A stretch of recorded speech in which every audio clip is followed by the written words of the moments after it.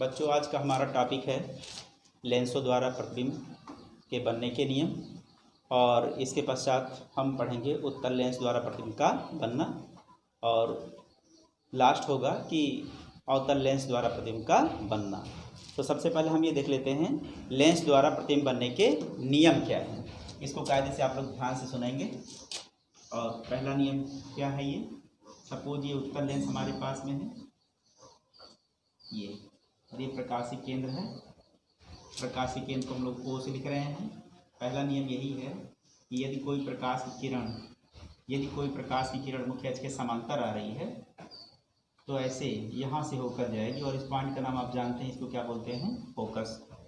ठीक है। इसी तरह से अवतल लेंस में क्या होगा, अवतल लेंस में भी ऐसा ही होगा कि अगर कोई भी प्रकाश की किरण जो है मुख्य अक्ष के समांतर आ रही है तो ऐसे यहाँ से होकर के, इस पॉइंट से होकर के आती हुई प्रतीत होगी, इस पॉइंट से अर्थात फोकस से होकर के आती हुई प्रतीत होगी। तो उत्तल लेंस में क्या होगा, मुख्य अक्ष के समांतर आने वाली प्रकाश की किरण फोकस से होकर के जाएगी, और अवतल लेंस में क्या होगा, मुख्य अक्ष के समांतर आने वाली प्रकाश किरण अपवर्तन के पश्चात फोकस से होकर आती हुई प्रतीत होगी। नंबर 1 नियम हो गया, इसको याद रखना है। नंबर 2 क्या है, ये उत्तल लेंस में यदि कोई भी प्रकाश की किरण फोकस से आ रही है, लेंस की फोकस से आ रही है तो ऐसे मुख्य अक्ष के समांतर हो जाएगी। अगर वो फोकस से आ रही है तो मुख्य अक्ष के समांतर हो जाएगी। ठीक है, इस तरह से। और इसमें क्या है,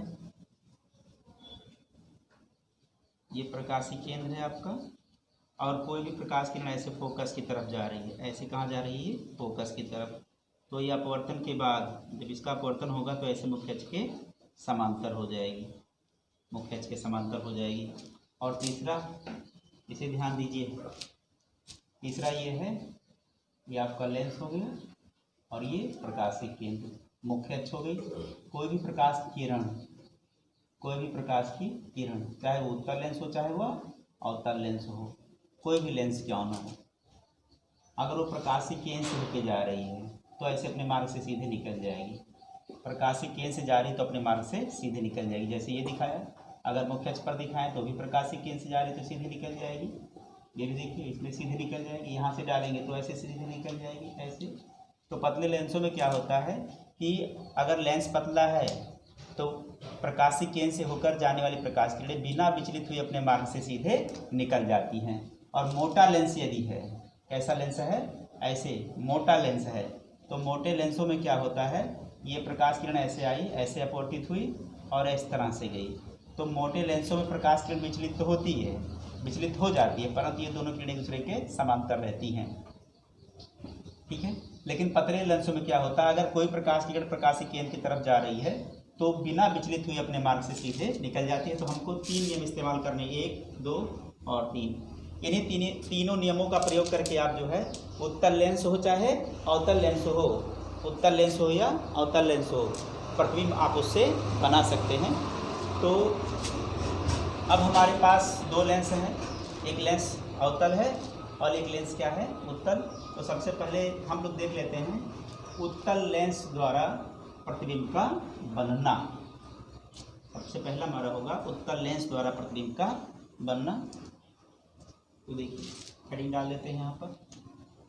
पहला, उत्तल लेंस द्वारा प्रतिबिंब का बनना। तो उत्तल लेंस द्वारा जब प्रतिबिंब बनाए जाएंगे तो बच्चों, उत्तल लेंस द्वारा प्रतिबिंब के जो बनने की स्थितियां हैं वो कुल मिलाकर के जो है 6 हैं। कितनी हैं, 6। देखिए, ये आपका उत्तल लेंस है, ये, और ये वाला भाग इसका प्रकाशीय केंद्र है। आप इसको एक तरफ अगर लिखना चाहें तो F' प्रथम मुख्य फोकस, और इसको उतनी ही दूरी पर अगर वायु है तो द्वितीय मुख्य फोकस, इससे इतनी दूरी पर और इसकी दूनी दूरी पर, प्रकाशीय केंद्र से दूनी दूरी पर हम यहाँ पर लिख सकते हैं 2f डैश। तो यहाँ भी उतनी ही दूरी पर हम क्या लिख सकते हैं, 2f लिख सकते हैं। ठीक है, ये f डैश है और ये 2f डैश, इधर f है और इधर क्या है 2f है। अब जो है जरा ध्यान से देख लीजिए,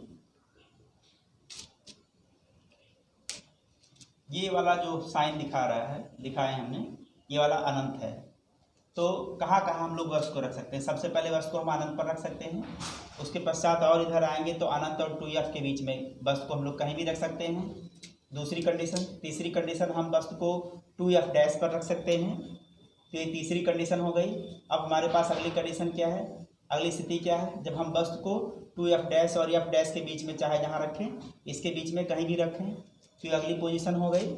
और अगर हम लास्ट अगला वाला हमारा पोजीशन क्या है, अब हम वस्तु को कहाँ रख सकते हैं, 2f डैश पर रख सकते हैं, f डैश पर। तो हमारा पांचवा पोजीशन हो गया। और इसके बाद लास्ट वाला पोजीशन जो छठवां वाला है, हम लोग f डैश और प्रकाशीय केंद्र के बीच में, f डैश और प्रकाशीय केंद्र के बीच में कहीं भी वस्तु को रख सकते हैं। इस तरह से उत्तल लेंस द्वारा प्रतिबिंब बनने की हमारे पास कितनी स्थितियाँ हैं, 6 स्थितियाँ हैं। उसमें से सबसे पहली स्थिति कौन सी होगी, सबसे पहली, जब वस्तु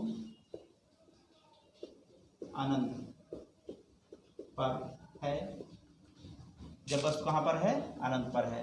अनंत पर है तो इस तरह से हम वस्तु को अनंत पर ऐसा दिखा दे रहे हैं कि हमारी ये वस्तु कोई है ए और बी, जो कहाँ पर है, अनंत से।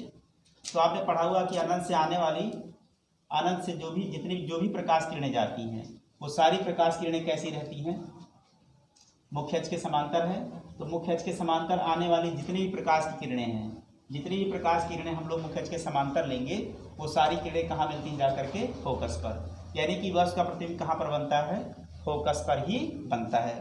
तो इस तरह से हम देखते हैं कि जब वस्तु क्या रहती है, अनंत पर रहती है, तो उसका प्रतिबिंब कहाँ बनता है, फोकस पर बनता है। वास्तविक बनता है, उल्टा बनता है और वस्तु से काफ़ी छोटा बनता है। इस तरह से हमको ये याद रखना होगा। जितनी भी रेज आप दिखाएंगे, जो भी किरणें आप दिखाएंगे, सारी किरणें कहाँ मिलेंगी, आकर के फोकस पर ही मिलेंगी। तो ये पहला है। और दूसरा कंडीशन क्या है हमारा, इसको मिटा देते हैं।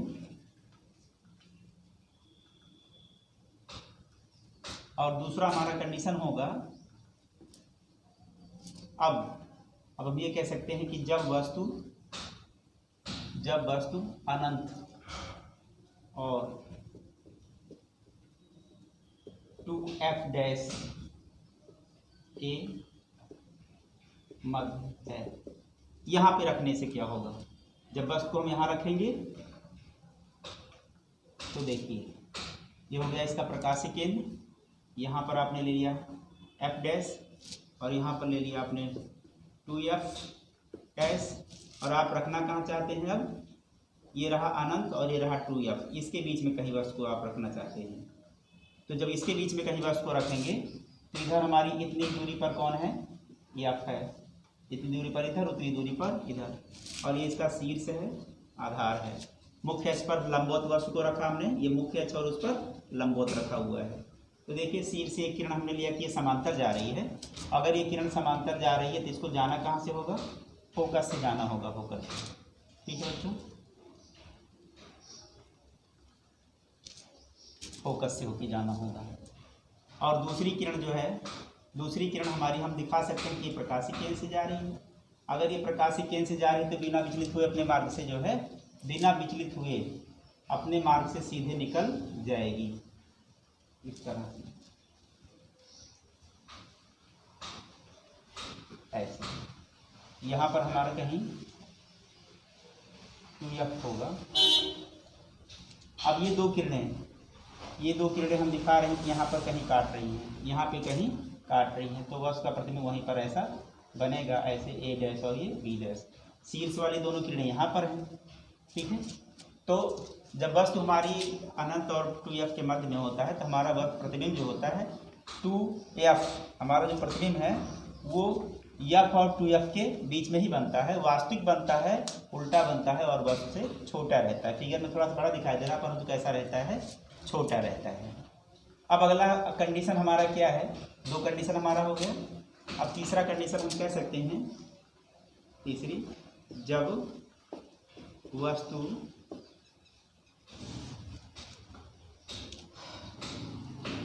टू एफ पर है। अब की बार हमने कहाँ रखा हुआ है, 2f पर रखा हुआ है। तो बच्चों जब हम वस्तु को 2f पर रखते हैं तो हमारा प्रतिबिंब 2f पर ही बनता है। ये प्रकाशीय केंद्र हो गया, इधर इतनी दूरी पर हमने इसको ले लिया और इसे ले लिया। यहाँ पर कहीं हमने लिख दिया कि ये फोकस है और इसका दूना है ये।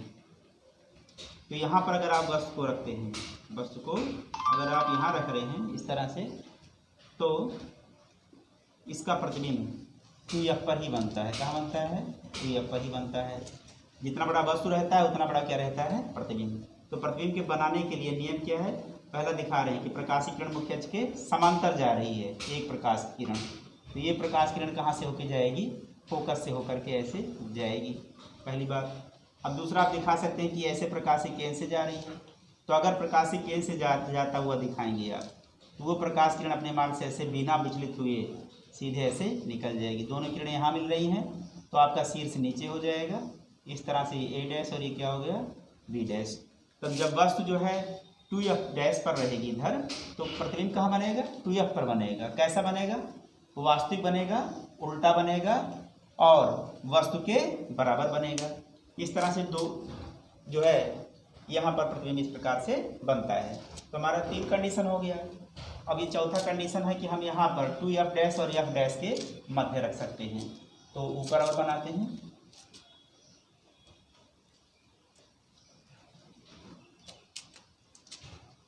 चौथा, जब वस्तु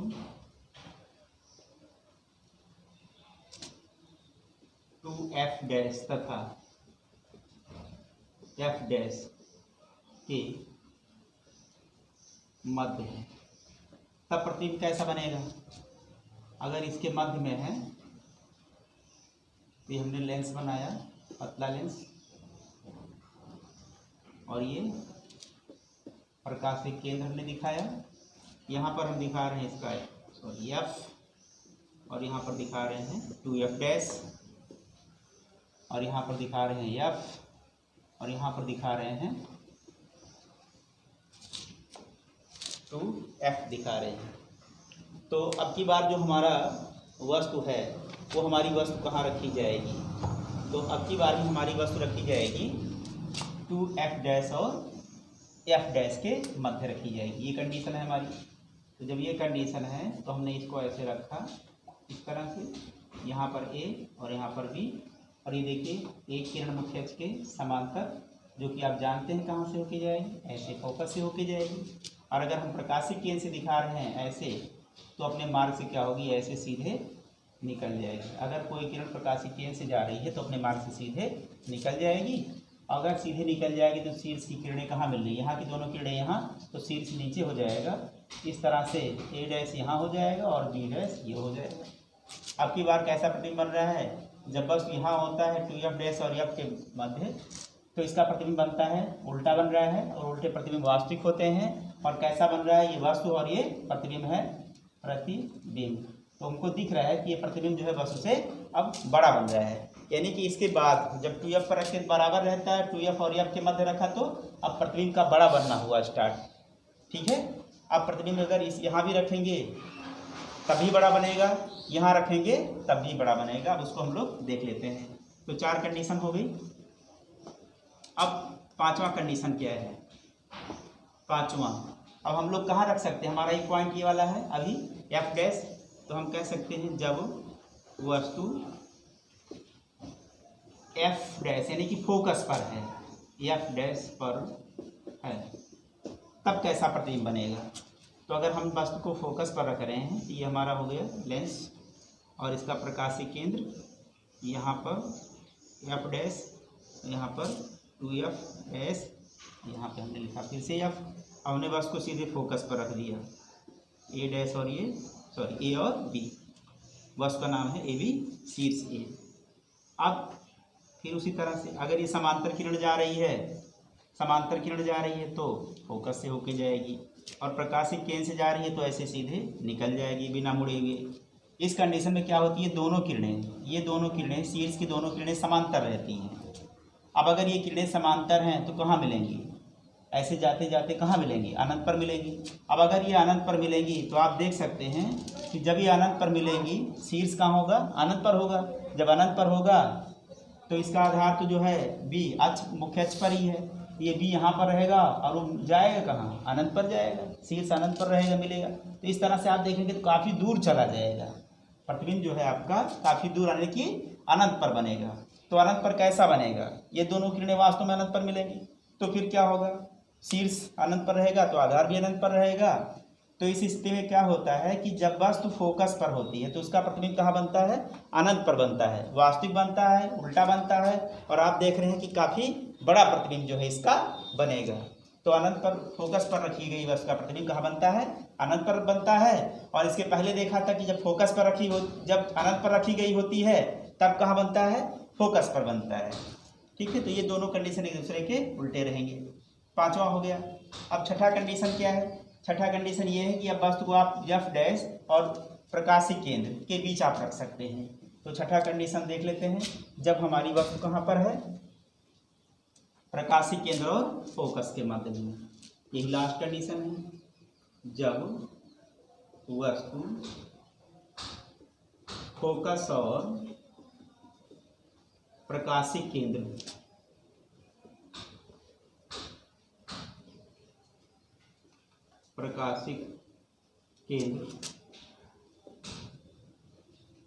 के मध्य, जब वस्तु फोकस और प्रकाशिक केंद्र के मध्य है, ये लेंस बनाया हमने और ये रहा आपका प्रकाशिक केंद्र और ये मुख्य अक्ष हो गई, यहाँ पर हो गया इसका यह फोकस हो गया और उसका दोगुना ले लिया हमने।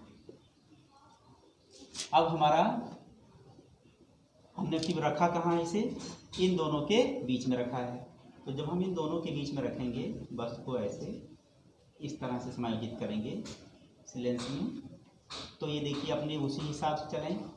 ये फोकस मुख्य अक्ष के समांतर जा रही है, ये वाली किरण मुख्य अक्ष के समांतर, और समांतर किरणें जब उसका अपवर्तन होता है तो फोकस से होकर के जाती है। तो ये ऐसे ये फोकस से होके गई, और दूसरी जो किरण है ये प्रकाशिक केंद्र से जा रही है। अगर ये प्रकाशिक केंद्र से होके जा रही है तो बिना विचलित हुए अपने मार्ग से सीधे निकल जाएगी। अब हम क्या देख रहे हैं कि अब की बार ये दोनों किरणें, ये वाली दोनों किरणें तिरछी हो गई। तो तिरछी किरणें जो हैं अभी आगे तो नहीं मिल सकती हैं, लेकिन अगर हम पीछे बढ़ाएं, इनको कहाँ बढ़ाएं, ऐसा पीछे बढ़ाएं,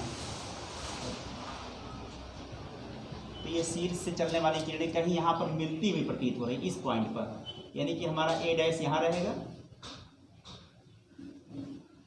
तो बी डैश हमारा यहाँ रहेगा। तो जब वस्तु जो है हमारी, और हम यहाँ से देखेंगे, यहाँ से जब हम अपनी आँख लगा करके उसको देखेंगे यहाँ से ऐसा, तो ये दोनों किरणें हमको लगेगी कि ए डैश से आ रही है। कहाँ से आ रही हैं, ए डैश से आ रही हैं। अगर ए डैश से आती हुई लग रही हैं तो वस्तु का प्रतिबिंब कैसा हुआ आपका, ये सीधा हो गया। प्रतिबिंब कैसा हो गया, सीधा हो गया। तो वस्तु का प्रतिबिंब कैसा रहता है, आभासी रहता है, सीधा रहता है, और वस्तु से बड़ा रहता है, वस्तु से बड़ा रहता है। तो उत्तल लेंस द्वारा प्रतिबिंब के बनने की कितनी स्थितियां हैं, 6 स्थितियां हैं। ठीक है, पहली स्थिति जब वस्तु अनंत पर है तो उसका प्रतिबिंब फोकस पर बनता है, वास्तविक उल्टा और वस्तु से वास्तविक उल्टा और वस्तु से काफ़ी छोटा बनता है। उसके बाद आप रख सकते हैं अनंत और 2f के मध्य में रख सकते हो। ठीक है, फिर कहाँ रख सकते हो आप, जो है 2f पर रख सकते हैं। 2f के बाद कहाँ रख सकते हैं, 2f डैश और f डैश इसके बीच में रख सकते थे, 2f डैश और f डैश के बीच में।